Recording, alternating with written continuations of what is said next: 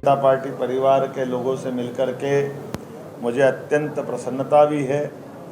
हम सब जानते हैं कि चुनाव की बेला चालू हुई है और चुनाव की बेला में यद्यपि ये बात सही है कि चुनाव हर 5 साल बाद होते हैं और चुनाव में किसी न किसी को जीतना और चुनाव का रिजल्ट अपने आप में अगली सरकार के लिए लालायित करता है, अगली सरकार के लिए बुलाता है। लेकिन मैं इस बात को ज़रूर अपनी तरह से कहना चाहूँगा कि ये चुनाव बाकी के चुनाव से हट कर के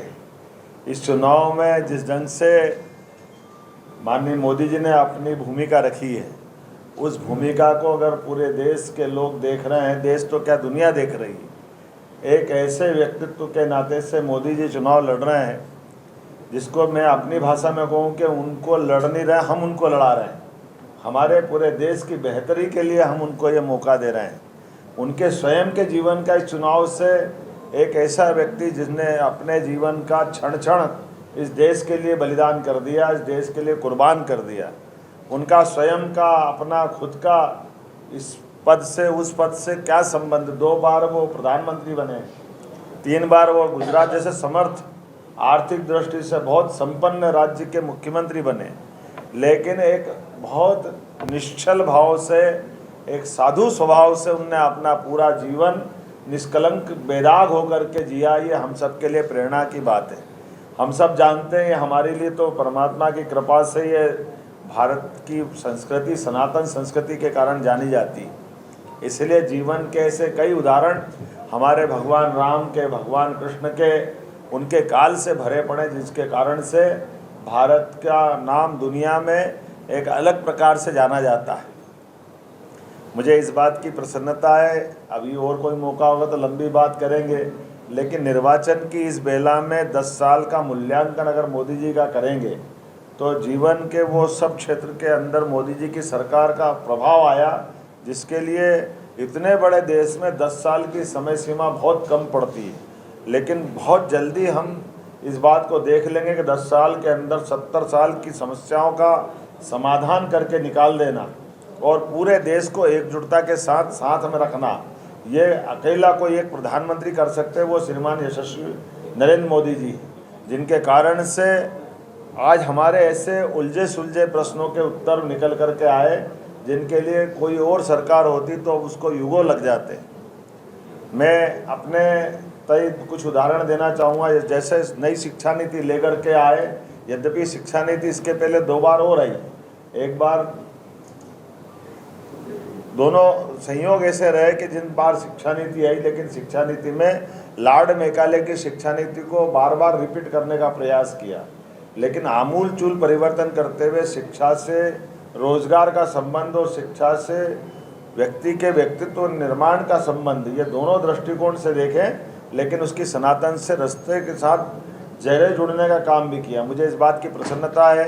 कि शिक्षा नीति भारत सरकार की लागू हुई 2020 में और सबसे पहले लागू की हमारे अपने प्रदेश में जब मैं स्वयं शिक्षा मंत्री था। हमने अपनी शिक्षा मंत्री से,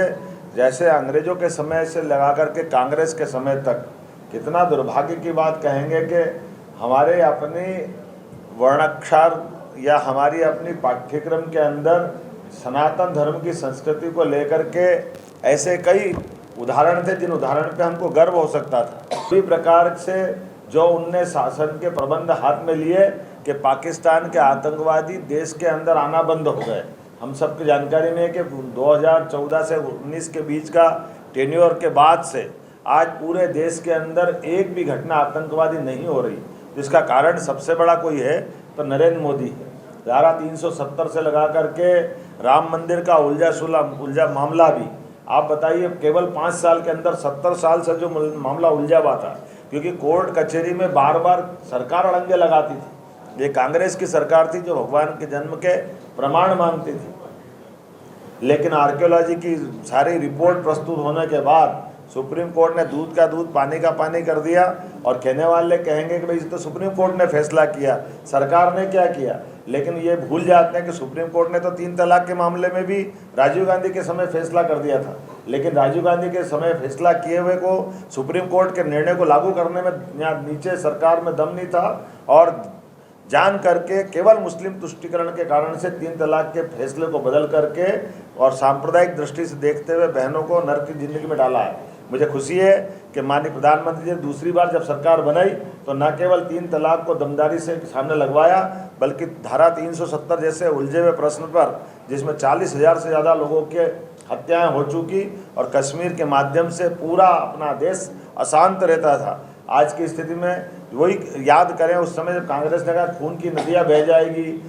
प्रदेश में आग लग जाएगी, देश में आग लग जाएगी, कहीं कुछ नहीं हुआ। सरलता के साथ जब सरकार की सक्षमता होती है तो समाज साथ आता है। ऐसे ही भगवान राम के मंदिर को लेकर के भी भगवान राम के मंदिर के मसले को निपटाना, सुप्रीम कोर्ट के फैसले को सफलता के साथ लागू करना, मुझे इस बात की प्रसन्नता है कि क्या हिंदू क्या मुस्लिम सब लोगों ने, पूरे देश ने सुप्रीम कोर्ट के फैसले को बहुत सहजता के साथ लिया और इसमें सरकार की भूमिका थी, क्योंकि सरकार ये निर्णय को लागू कराने का दम रखती है। और हमने सबने देखा कि सरकार ने उस निर्णय का लागू कराते हुए न केवल भूमि पूजन कराया, बल्कि भूमि पूजन के बाद मंदिर का लोकार्पण भी कराया। लेकिन दुर्भाग्य के साथ कहना पड़ रहा है कि कांग्रेस ने हर बार उस बात का मजाक उड़ाया और हिंदुओं की भावनाओं के साथ कुठाराघात किया, और तो और भगवान राम के मंदिर के निर्माण को भी ठुकरा करके पराकाष्ठा कर दी कांग्रेस ने कि वो अपने भगवान राम के मामले में, हिंदुओं की भावनाओं के मामले में जरा भी नहीं सोचती।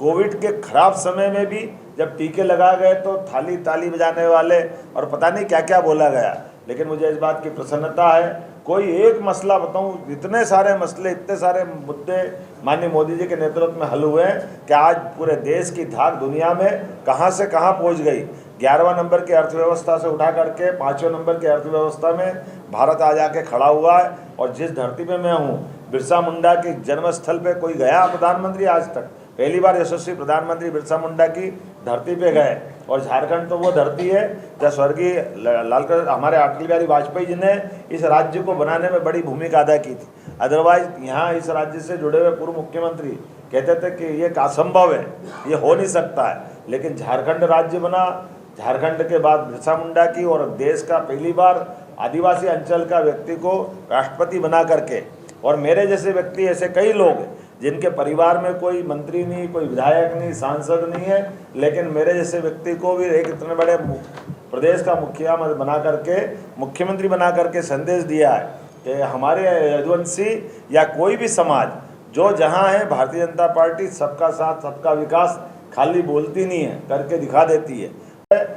निष्कलंक सरकार है, बेदाग सरकार है, लेकिन सुशासन स्थापित करने वाली सरकार है। गरीबों के हक का कोई डाका डाले और सरकार चुपचाप बैठे, संभव नहीं है। मैं आज आपके माध्यम से अपील करना चाहता हूं, चुनाव की बेला में मैं जब यहाँ झारखंड में बैठ करके बात कर रहा हूं, तो आप तो दूध का दूध पानी करने के लिए निश्चित रूप से चुनाव से बढ़कर कुछ नहीं है। अभी 2 चरणों के चुनाव जहाँ हुए हैं, निश्चित रूप से भाजपा के लिए प्रचंड बहुमत मिलने की संभावना है, और बाकी के सभी चरण में भाजपा के साथ सब जुड़े। इसी बात की अपील करने में आया था। चतरा जैसी लोकसभा में होकर के आया हूँ जहाँ पहली बार स्थानीय कैंडिडेट को मौका दिया। ये उसी प्रकार से है जैसे हमारे मध्य प्रदेश के अंदर भी छिंदवाड़ा ऐसा स्थान है जहाँ आज़ादी के बाद से आज तक कभी मौका ही नहीं मिला था, लेकिन पहली बार मौका मिला। और कांग्रेस के नेता वहाँ 1977 से 8 बार खुद कमलनाथ जी बने, 9वीं बार उनकी पत्नी को बना दिया, 10वीं बार बेटे को बना दिया, 11वीं बार फिर बेटे को ले आए।